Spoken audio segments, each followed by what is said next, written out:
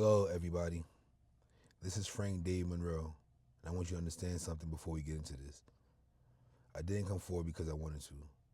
I came forward because it left me no choice. When a law firm impersonates you, when a millionaire uses your name, when judges won't look you in the eye, you stop asking for help and you start building a record. That's what a whistleblower does, and that's exactly what I am. Now, before we get into the evidence, and there is evidence, I have the receipts.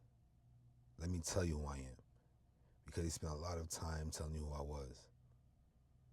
I'm from Red Hook, Brooklyn, the projects, foster care, family absence. By the time I was a young man, I didn't have much. No pictures, not much of a childhood. But was I smart? Did I have potential? Yeah, like most people. I went to private school. I played football. I was on a high honor roll. I went to college. I graduated from Full Sail University, a rigorous program where I dealt with situations that would have broken most people. I'm a father. I am a husband. I am an actor. I do stunts. I train women in self-defense. You can Google my name and see who I am right now, in this current moment.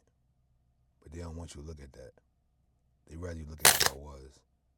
Because who I was is easier to dismiss. Who I am right now, that's harder to explain away. And that's exactly why the story matters. Now let me tell you what happened.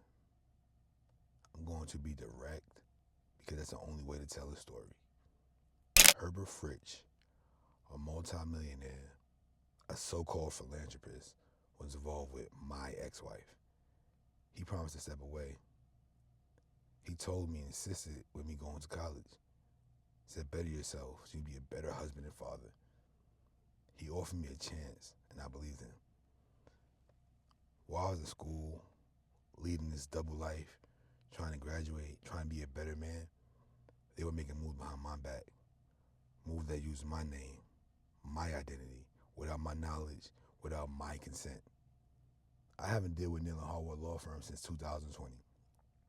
But somehow, that firm paid child support in my name.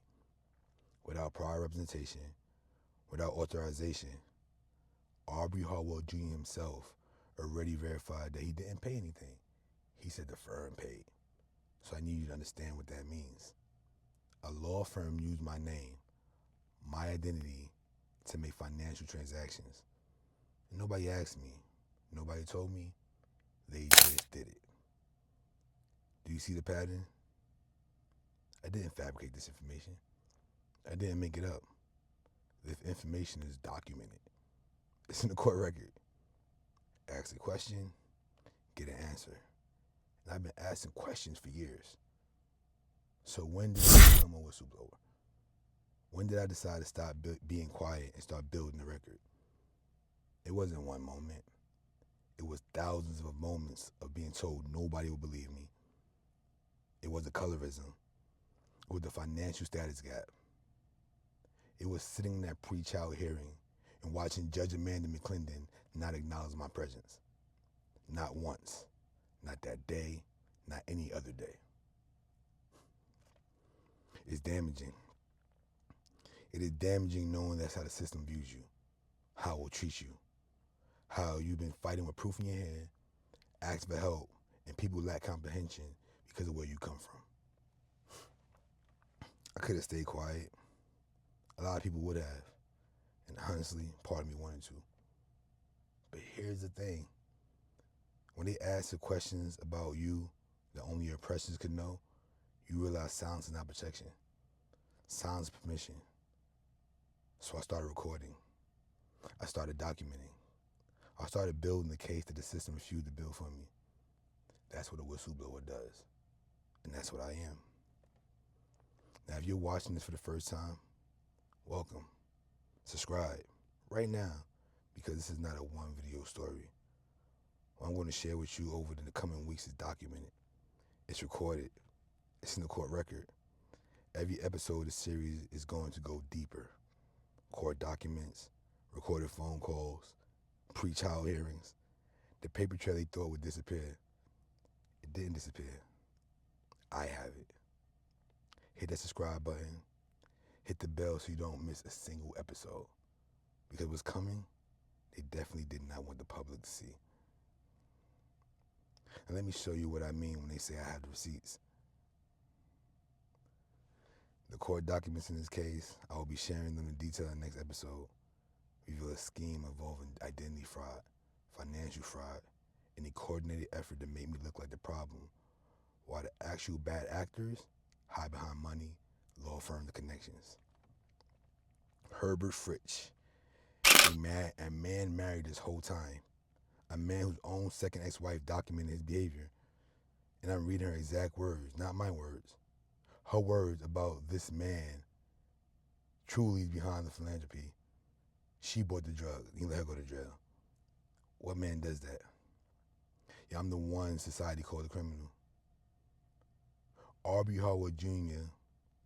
left Neal Harwell law firm.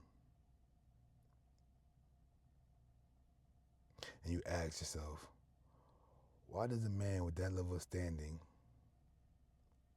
walk away from a firm that bears his name? The documents tell you why.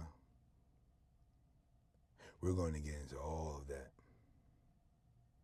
Again, I didn't make any of this up.